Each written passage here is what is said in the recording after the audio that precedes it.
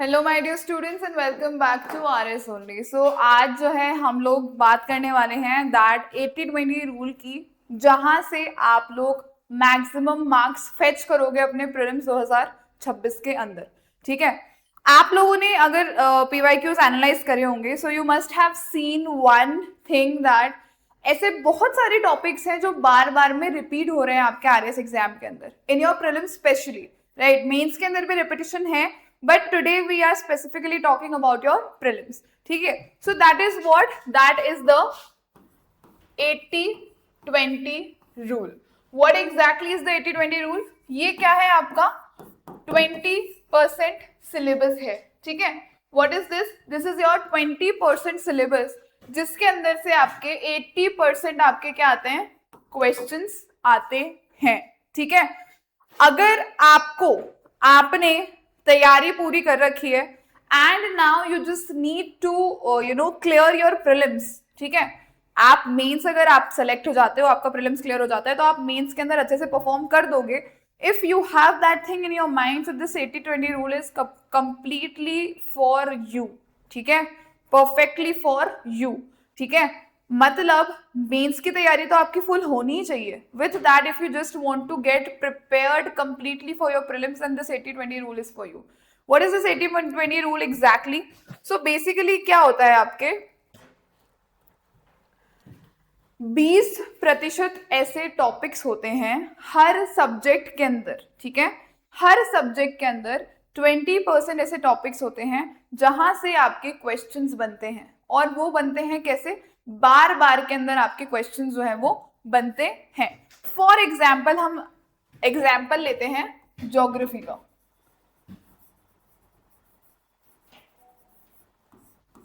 Geography के अंदर if you will see the river portion, reverse से हर साल एक क्वेश्चन बनता है। ठीक है, रिवर्स से हर साल you will find that there is one question for the rivers. ठीक है, फॉर एग्जाम्पल आपकी दो तीन रिवर्स है जो बहुत ज्यादा फेवरेट है आरएएस की, आरपीएससी की। That is your what? That is your Banas, that is your Luni, and that is your Chambal. ठीक है, बनास और लूनी। बनास से तो हर एक साल एक सवाल आया है। 2015 में इससे सवाल आया। ठीक है, 2016 में से सवाल आया, 21 से सवाल आया, 23 से सवाल आया, 24 से सवाल आया। इन पांचों पेपर्स के अंदर आप जाकर देखोगे, आपको बनास रिवर का एक क्वेश्चन मिलेगा। Either it is mentioned in some of the statements of the options, ठीक है, or it is somewhere there in the question. But Banas river has been mentioned in RPSC's examination prelims 5 बार, 5 consecutive years. ठीक, then if we talk about Luni river, Luni river से again 15, 16, 18, 23 के अंदर आपसे question पूछा गया है। ठीक है, उसके बाद में अगर हम चंबल की बात करें, अगेन 15, 21, 24 क्वेश्चन आपसे पूछा गया है। So these are the what? These are those 20% topics from where your questions are repetitively asked from you people. ठीक है, समझ में आ रही है आप लोगों को इतनी सी बात मेरी? I hope this thing that what I'm saying is clear to you people. Now, when we talk about what? When we talk about polity. Polity की अगर हम बात करें, राजस्थान पॉलिटी की स्पेसिफिकली बात करते हैं, तो जो आपका गवर्नर है, गवर्नर से क्वेश्चन हर साल ऑलमोस्ट बन रहा है आपके लिए। ठीक, राज प्रमुख से गवर्नर कौन बना? राज प्रमुख कौन था? पहला गवर्नर कौन बना? उसके बाद में what are the powers of him, what are the functions of him, क्या उसका मेंस के अंदर भी एक क्वेश्चन बन गया उसकी किस पावर के ऊपर? डिस्क्रिशनरी पावर के ऊपर।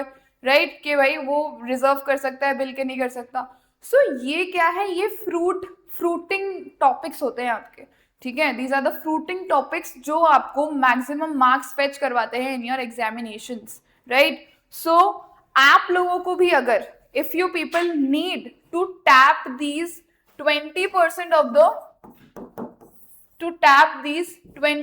the topics, so for that what you will have to do, देखो मैं तो आपको बता दूंगी टॉपिक्स कि भैया ये पढ़ लो, बट उन टॉपिक्स के अंदर से भी what exactly you need to read, right?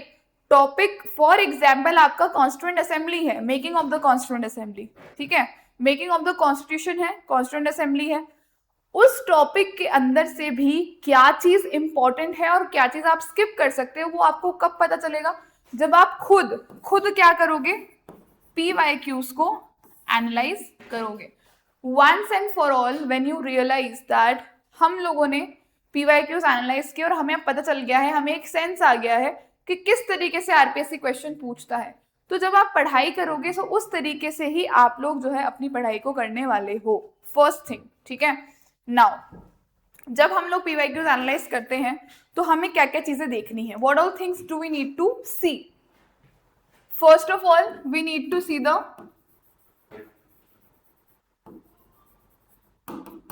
Repetitive themes, मतलब ऐसे क्वेश्चंस जो कि 15 में भी पूछे गए हैं, 16 में भी पूछे गए, 18 में भी पूछे गए, 21 में भी पूछे गए, 23 में भी पूछे गए, 24 में भी पूछे गए। तो ये रिपीटिशन जो है, ये जो एक पैटर्न है, first thing is that you need to notice. Second thing, जो भी टॉपिक हमसे पूछे गए हैं, जो भी थीम्स हमने आइडेंटिफाई करी हैं, इस थीम में से what kind of questions are being asked, क्या बता रही हूं मैं, किस तरीके के क्वेश्चंस पूछे गए हैं, एग्जामिनर को कैसी इंफॉर्मेशन में इंटरेस्ट है, उसको उस टॉपिक से फैक्चुअल इंफॉर्मेशन में इंटरेस्ट है, वहां से कॉन्सेप्चुअल इंफॉर्मेशन में इंटरेस्ट है या फिर दोनों के अंदर इंटरेस्ट है।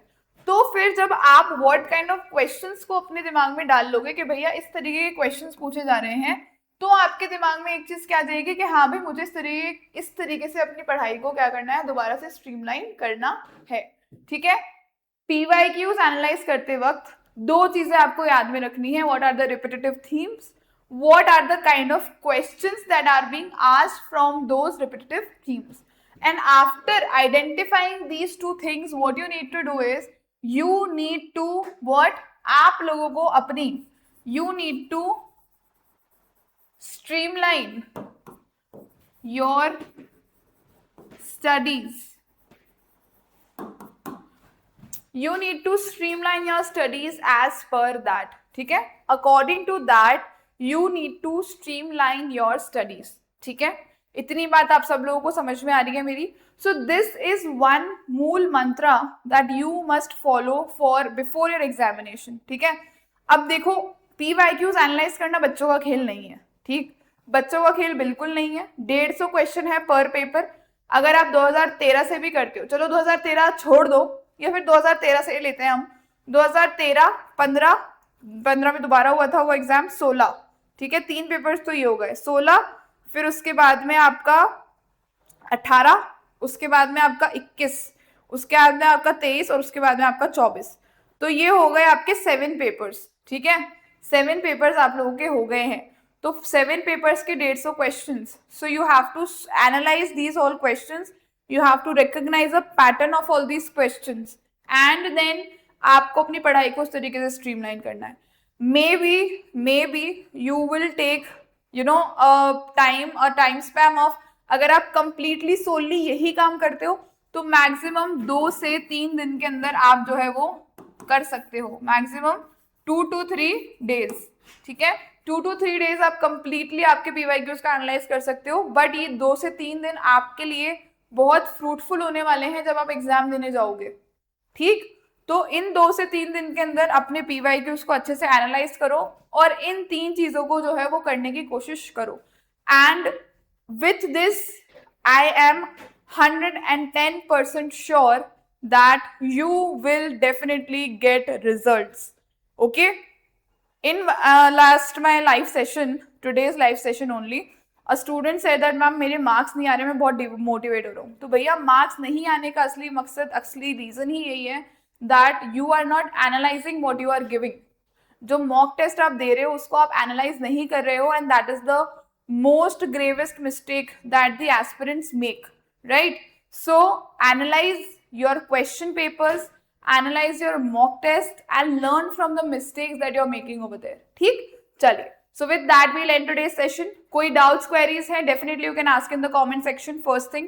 Other than that if you have any doubts regarding your preparation तो comment section, so आपके description box के अंदर एक link दिया हुआ है आपको, जिसके ऊपर जाकर you can register a counseling session with RS only, that is completely free of cost, ठीक है।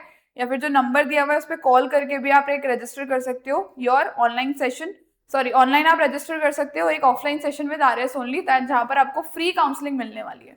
Alright, so with that we'll end today's session. कोई डाउट्स क्वेरीज हैं आपके मन में, so you can just ask that in the comment section, or you can contact our team and definitely our team members, they will help out, they will reach out to you and they will help you out। ठीक है, अच्छे से पढ़ो भाई, अब 5 महीने बचे हैं, अब आपके पास में वेस्ट करने के लिए टाइम बिल्कुल भी नहीं है।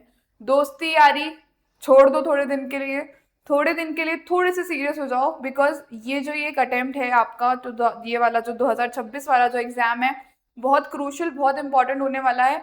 और एक अच्छी बात यहाँ पर ये हुई है कि उन्होंने tentative dates for your mains भी दे दी हैं, तो आपके सामने प्री और मेंस दोनों का एक क्लियर टारगेट है, अदर झूल में नहीं लटकाया है आपको। ठीक है, तो अच्छे से तैयारी कर लो, बहुत गोल्डन चांस है आपके लिए, बिकॉज अभी RPSC इज इन फॉर्म और अभी जो हो जाएगा वो हो जाएगा। राइट, चलिए, so with that we'll end today's session, we'll meet again in our next session, till then keep studying hard, keep working hard, all the very best for your preparation। thank you so much।